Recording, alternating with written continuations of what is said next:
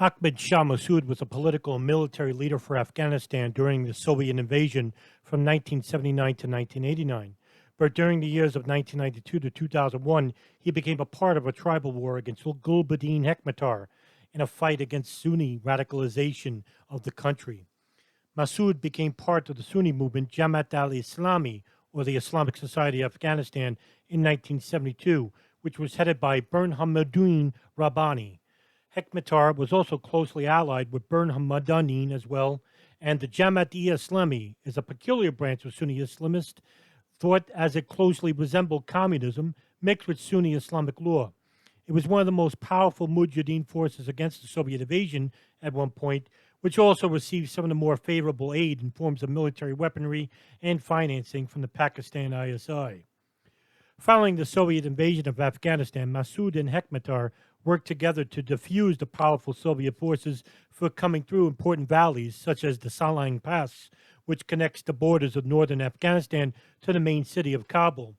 With expertise in asymmetrical warfare and learning about guerrilla tactics from reading Mao Zedong, these guerrilla operators had great success and gave vigorous motivation for the Mujahideen fighters.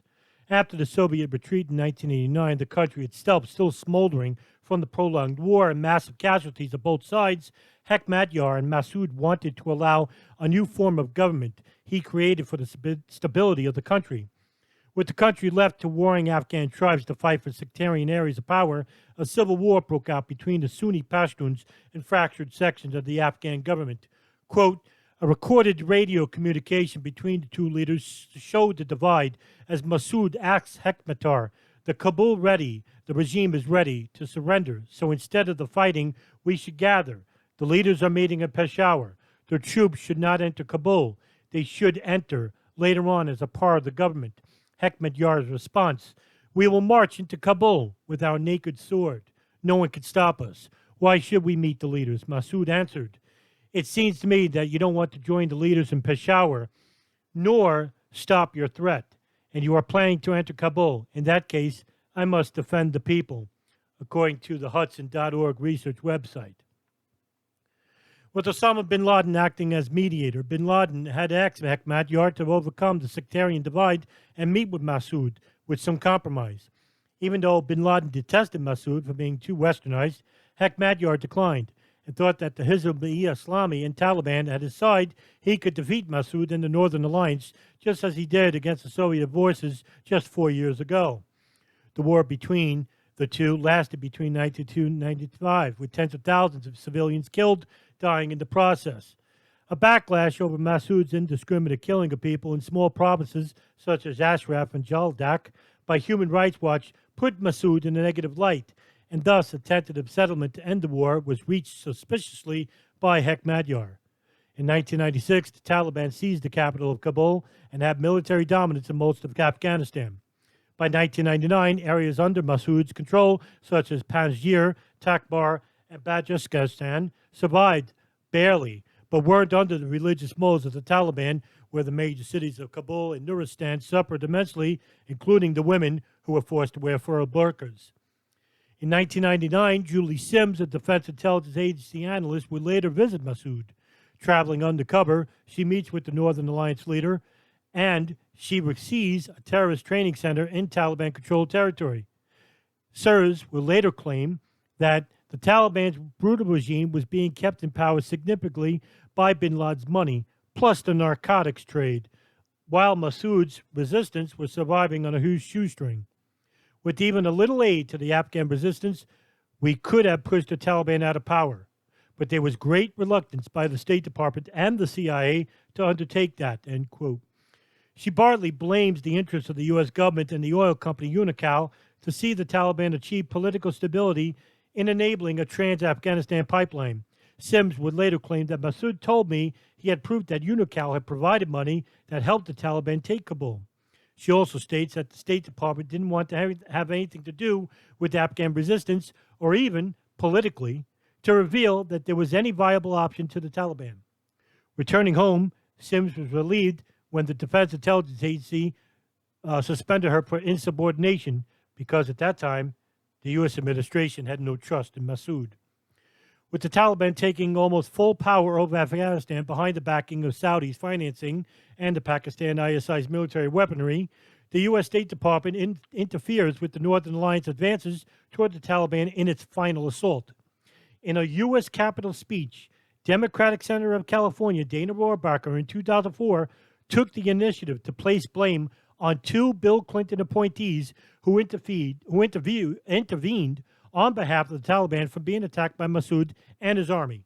Quote, I sent a message to Commander Massoud and to others that Kabul should be liberated and that the king should be brought back to oversee a transition government, which then would hopefully evolve into a democratically elected government, perhaps like what happened in Spain, where the king returned and it evolved into a democratic government.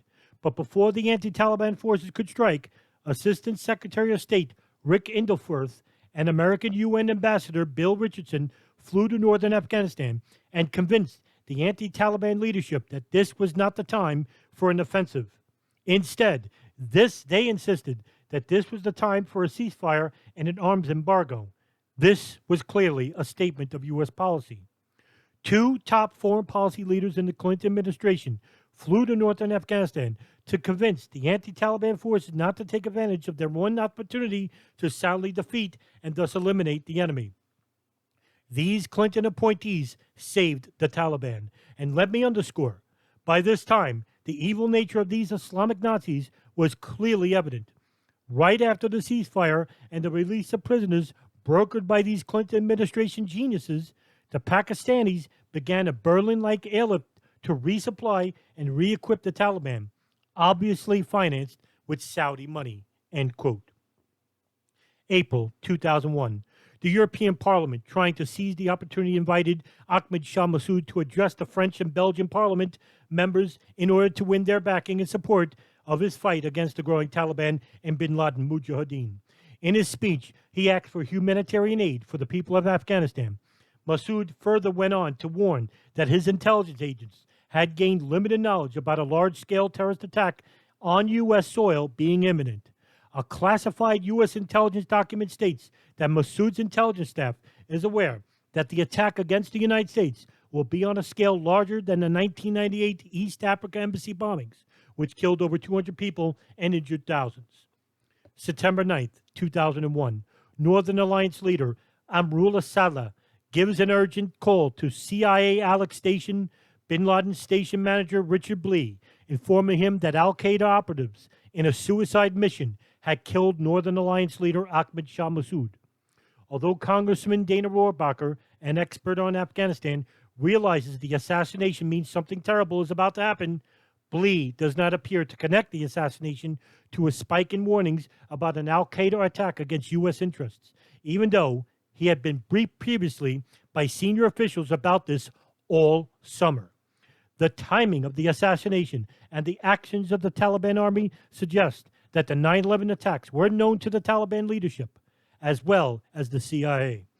The Northern Alliance would release a press statement blaming the Pakistan ISI and Osama bin Laden for the death of Ahmed Shah Massoud, and the reason for bin Laden helping in said assassination was so he can hide out in Afghanistan following the events of 9/11, thus the Taliban, and protecting him from assassination or capture of U.S. forces.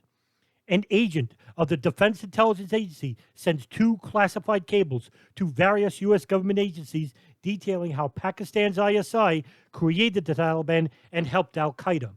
The agent writes that during the Soviet-Afghan War, the Pakistan government also had a hidden agenda. Pakistan decided to deliberately influence the outcome. Rather than allow the most gifted Afghan commanders and parties to flourish, who would be hard to control later, Pakistan preferred to groom the incompetent ones because they would be wholly reliant on Pakistan for support. Pakistan also encouraged, facilitated, and often escorted Arabs from the Middle East into Afghanistan. Eventually, a special facility was constructed with Pakistan ISI funding. When Ahmed Shah Massoud captured Kabul in the early 1990s, it was Pakistan who could not accept this result, and the fragile Afghan coalition began another civil war, with the Pakistan stooge Gulbuddin Hekmatyar being backed to seize total power. In the end, Pakistan was proved right about only one thing. Hekmatyar was incompetent. He was never able to wrest Kabul from Massoud, despite massive logistical and material support, including manpower and support from Pakistan. When Hekmatyar failed, Pakistan created another force they hoped to have better control over Hekmatyar's rabble. It was called the Taliban. To lead the Taliban, the Pakistan chose Mullah Muhammad Omar, who was willing to do as he was told. Omar's emergence is credited to Pakistan and CIA actions. The fully supported Pakistan Taliban prevailed over the unsupported legitimate government of Afghanistan.